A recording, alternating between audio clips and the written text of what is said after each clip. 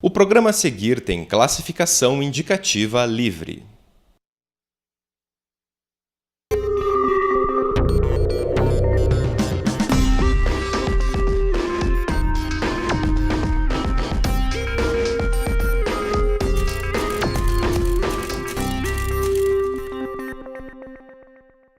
Olá, o FPR Notícias já está no ar.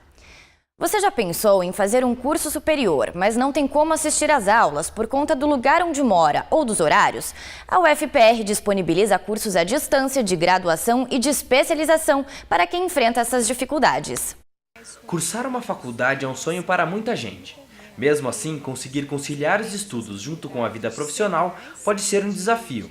É o que conta a aluna de Administração Pública da UFPR, Beatriz Belfort.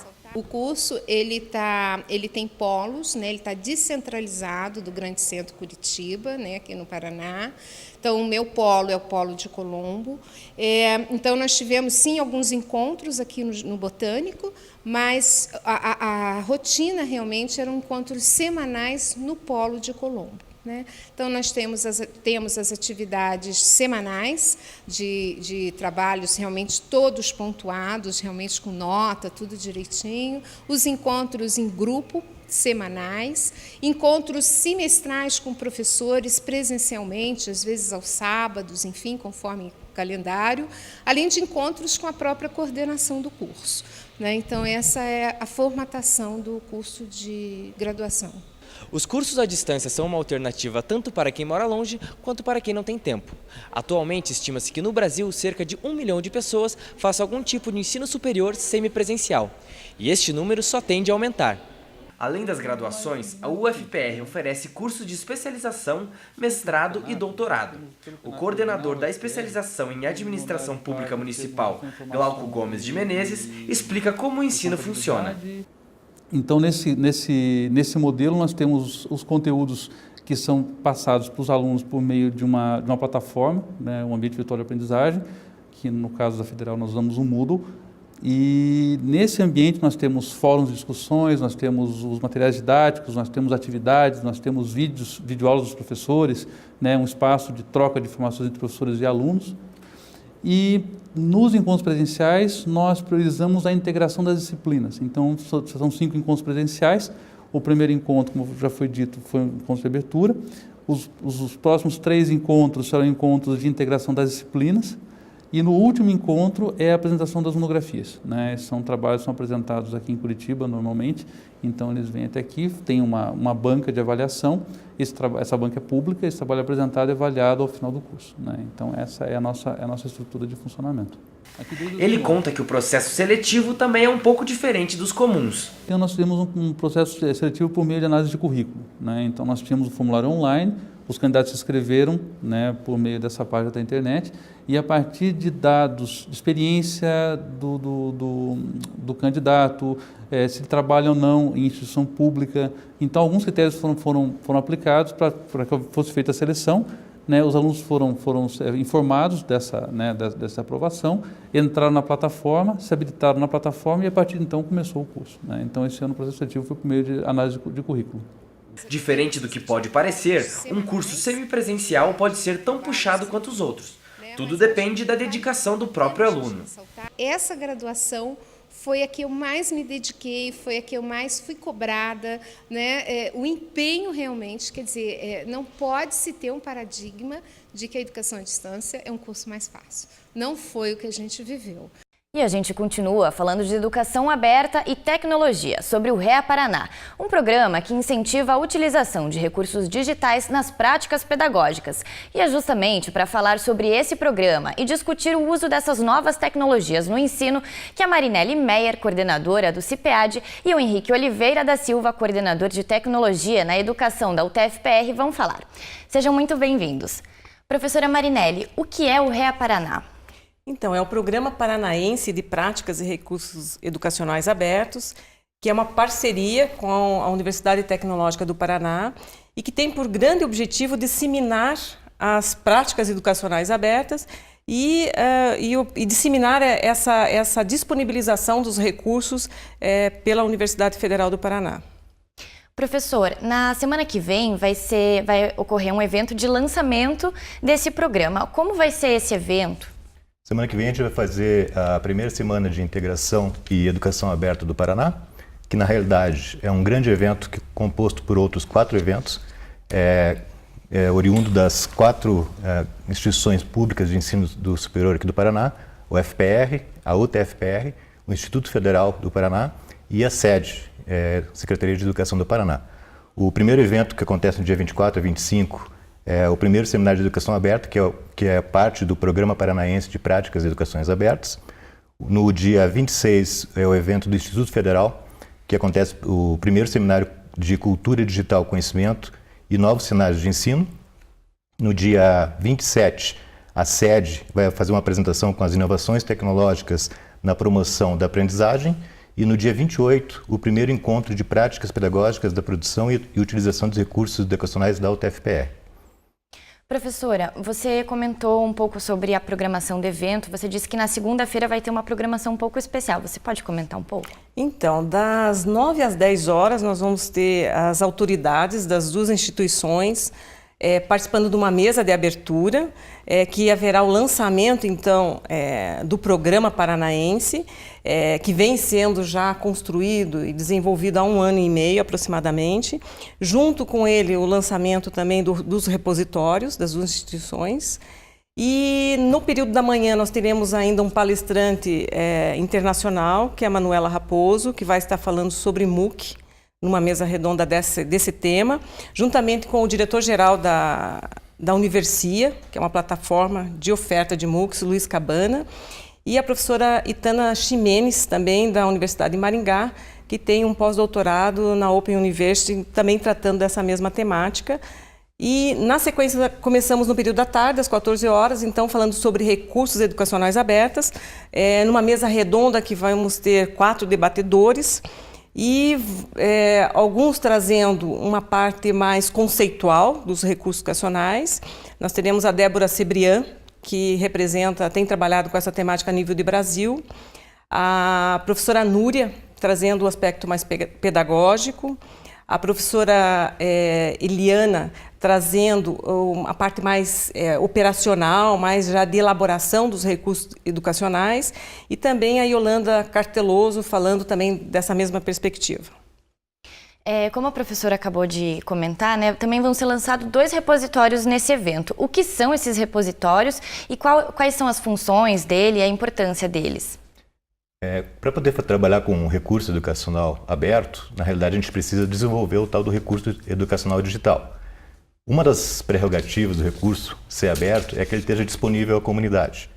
Então, o que a gente precisa? A gente precisa ter um local onde colocar esse material, que a gente chama de repositório. É um sistema, esse sistema é um sistema homologado pelo Instituto Brasileiro de Ciência e Tecnologia, que chama DSpace. Tanto a UTFPR quanto a UFPR já tem esse repositório, são chamados de repositórios institucionais, que têm por responsabilidade compartilhar o conhecimento construído dentro da universidade, normalmente teses, dissertações. E a gente está expandindo essa abertura para aquilo que é produzido pelos professores. Então, os professores vão ter a oportunidade de produzir recurso educacional digital e disponibilizar nesses repositórios. A grande diferença que tem da proposta do repositório que a gente está apresentando é que ele vai ser uma busca federada. Então, a UTFPR vai ter o repositório dela, a UFPR o repositório deles também. O que a gente faz? Dentro do site REA Paraná, nós temos uma ferramenta de busca que faz a busca integrada. Então, você vai fazer uma busca de um determinado conteúdo educacional dentro do REA Paraná e automaticamente vai retornar o material que está disponível nas 2 plataformas. Isso vai funcionar para todas as outras instituições que vierem fazer parte do Programa Paranaense de Práticas e Recursos Educacionais Abertos. Muito obrigada pela participação de vocês aqui no FPR Notícias. E agora, mais uma boa notícia sobre ensino. Os professores da rede pública aqui de Curitiba e da Lapa recebem incentivo das prefeituras para fazer o mestrado profissional em educação na UFPR. O mestrado profissional em educação da UFPR oferece vagas desde 2013 para professores que estão buscando se qualificar no mercado de trabalho. Aluna da primeira turma do mestrado, Amanda garante que a experiência é fundamental para um aprendizado contínuo. E com essa oportunidade do mestrado profissional, conseguimos abrir horizontes, qualificar a nossa prática, né? Vendo que a prática e a teoria estão interligadas. Então, estamos bem felizes com essa conquista e vamos continuar, né, para levar para a escola o que nós estamos aprendendo na universidade. Além do aprimoramento profissional, as aulas do mestrado promovem a troca de experiências dos professores participantes em sala de aula. Esse mestrado, veja, ele é um mestrado profissional. Então, o que nós temos, a condição para alguém entrar nesse mestrado é que seja já professor e que esteja trabalhando com alunos em sala de aula. Então, o que está acontecendo dentro das nossas aulas nesse mestrado profissional? Diferente do mestrado acadêmico, que não necessariamente a pessoa precisa estar numa sala de aula. Esses professores, que agora são meus alunos no mestrado, eles trazem a experiência da sala de aula. Então, o nosso dia a dia de sala de aula é a relação, o estabelecimento profundo da relação entre teoria e prática. Essa parceria funciona para cada prefeitura de uma forma diferente, né? Então, a Prefeitura de Curitiba nos solicitou 50% do montante de vagas que nós oferecermos, né, para o programa. E assim, os professores estariam liberados do trabalho da sala de aula para poder executar as atividades do programa. Essa liberação não é completa nos 2 anos, ela é progressiva, né? Começa com a liberação das atividades para frequentar as aulas, depois 50% da carga horária e depois 100% da carga horária. E agora, para expandir ainda mais esse projeto, representantes do programa entraram em contato com algumas prefeituras do estado do Paraná para firmar parcerias. A colaboração começou com o apoio da própria Prefeitura de Curitiba e do município da Lapa. Nossas 2 prefeituras agiram muito rapidamente, né? Nós fizemos uma reunião com várias prefeituras e a Prefeitura da Lapa e a Prefeitura de Curitiba conseguiram agilizar muito rapidamente este convênio e daí toda a parte burocrática de tramitação do convênio decorreu até que eles foram os primeiros a assinar, mas nós já temos outros encaminhados. Para oficializar as parcerias, foram assinados termos de cooperação que aproximam a universidade das secretarias da educação. É muito importante que o Estado do Paraná e a formação de educadores é uma das grandes prioridades do nosso Ministério da Educação.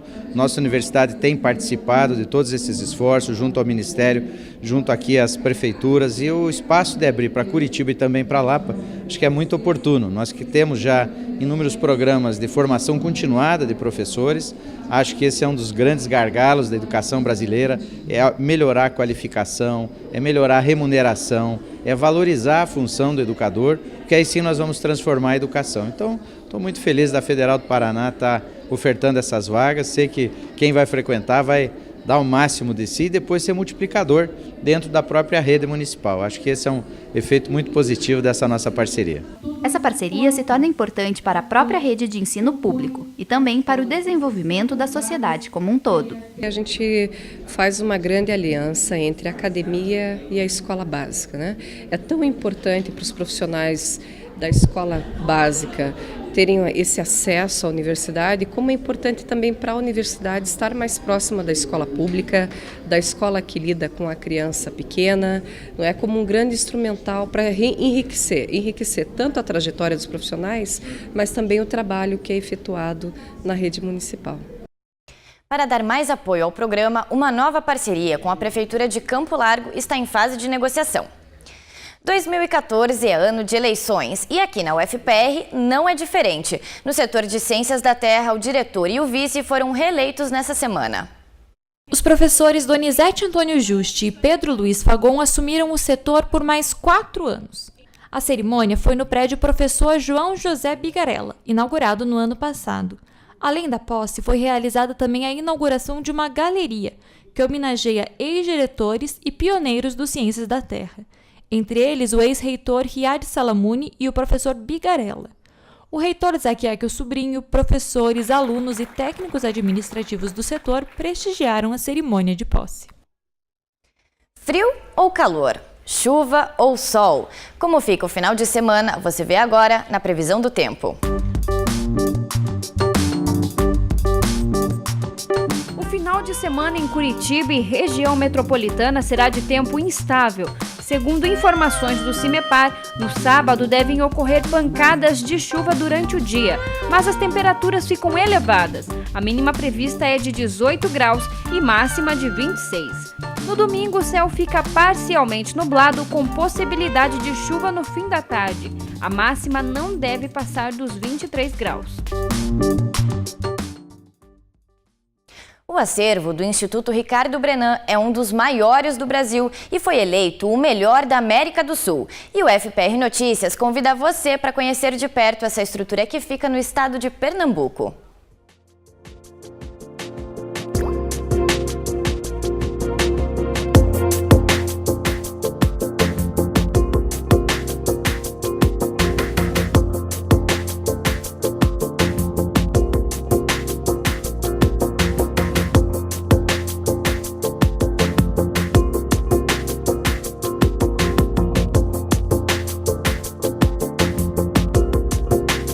Aos 12 anos de idade, Ricardo Brenan ganhou um canivete do tio, que tinha o mesmo nome, e desde então passou a colecionar armas. Foi reunindo facas, adagas, espadas, alabardas, armaduras e muitos canivetes. Ali começou a nascer o colecionador. Formou-se em engenharia pela Universidade Federal de Pernambuco, isso em 1949. Durante muitos anos, Ricardo Brenan dedicou-se aos negócios da família, uma fábrica de vidro, de aço, cimento, porcelana e açúcar. Em 1990, o empresário vendeu a fábrica de cimento e utilizou parte dos recursos para fundar o Instituto Ricardo Brenan, inaugurado no segundo semestre de 2002. O Instituto é um ponto turístico obrigatório para quem visita o Recife. Tem uma pinacoteca que reúne os principais tesouros, documentos do Brasil Império e 15 quadros de Frans Post, a maior coleção do pintor holandês no mundo. Tem também obras de Debré, Tuné e Rugendas, que também compõem o acervo.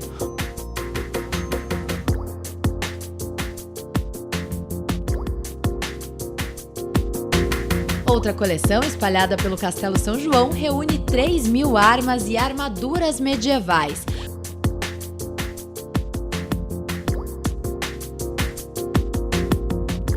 Uma estradinha ladeada por palmeiras imperiais dá acesso a um jardim de esculturas, onde há uma amazona rechonchuda de Botero.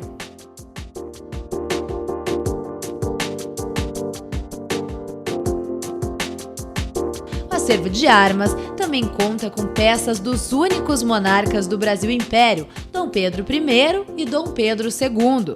As espingardas foram presenteadas à família real no momento da coroação, com a de Dom Pedro sendo confeccionada pelo armeiro João Batista, mestre do Arsenal Real do Rio de Janeiro, e a de Pedro II pelo armeiro Jerônimo José Bustorff, mestre do Arsenal de Guerra de Pernambuco.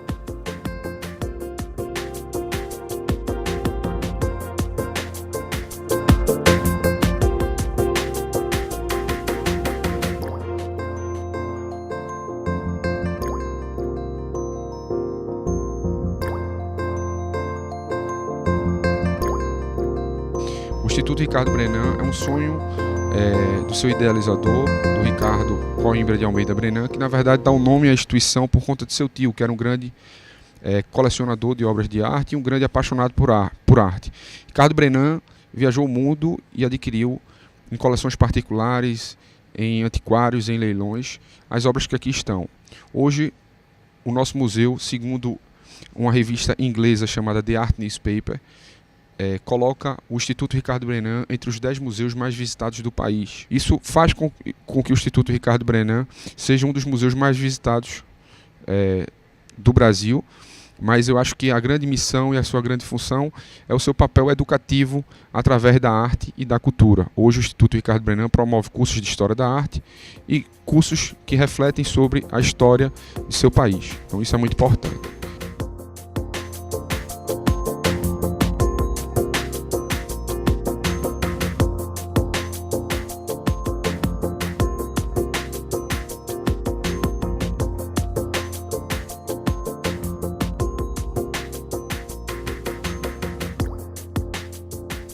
O Instituto tem uma das 5 réplicas da estátua de Davi, feitas utilizando mármore retirado da mesma pedreira da original, em Pietrasanta, na Itália. A peça é uma das mais conhecidas do artista e retrata o herói bíblico que derrotou o gigante Golias. Localizada em um espaço privilegiado nos jardins, a escultura feita por Serviette Franco é rodeada por bancos onde os visitantes podem se sentar e apreciar a paisagem da propriedade.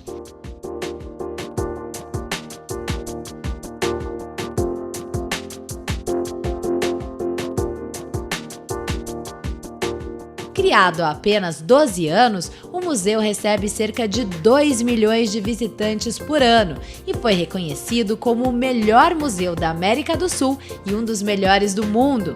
Entre as exposições permanentes estão Frans Post e o Brasil holandês, primeiro pintor da paisagem brasileira, a coleção Paisagens Brasileiras do século XIX.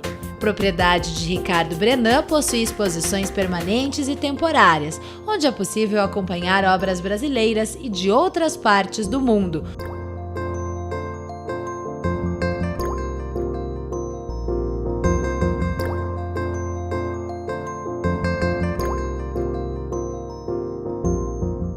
Lugar excepcional para quem gosta e quer conhecer um pouco da história do nosso país e a tentativa de colonização pelos holandeses.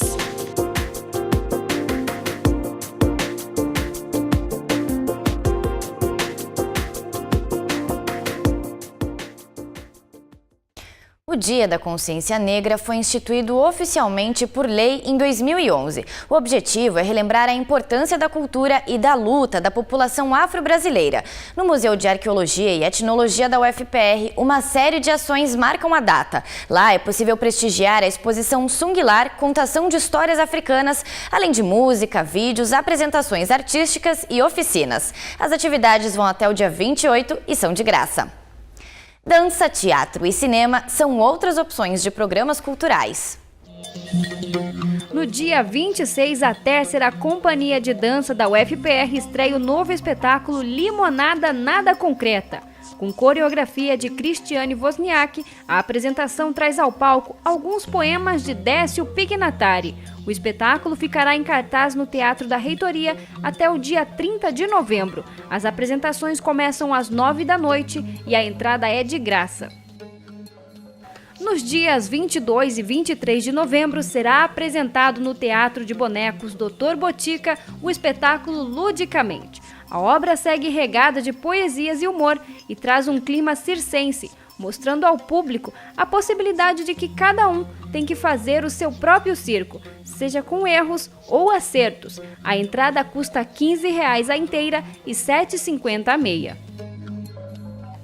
E para quem gosta de filmes, o Cine Guarani exibe até o próximo dia 26 filmes de animação. Na seleção de curta-metragens estão Os Anjos no Meio da Praça e A Viagem de um Barquinho. Além de assistir um bom filme, as crianças vão poder aprender diferentes técnicas de animação. A lista completa de filmes você encontra no site da Fundação Cultural de Curitiba. Uma nova série começa a ser exibida hoje na UFPR TV. É um diário de bordo que tem como objetivo acompanhar os pesquisadores aqui da universidade que vão para a Antártica. A gente vai mostrar tudo dessa expedição para você. E para começar, uma reportagem sobre o Programa Antártico Brasileiro e as pesquisas da UFPR realizadas por lá. Falta pouco, as integrantes da viagem estão nos últimos preparativos.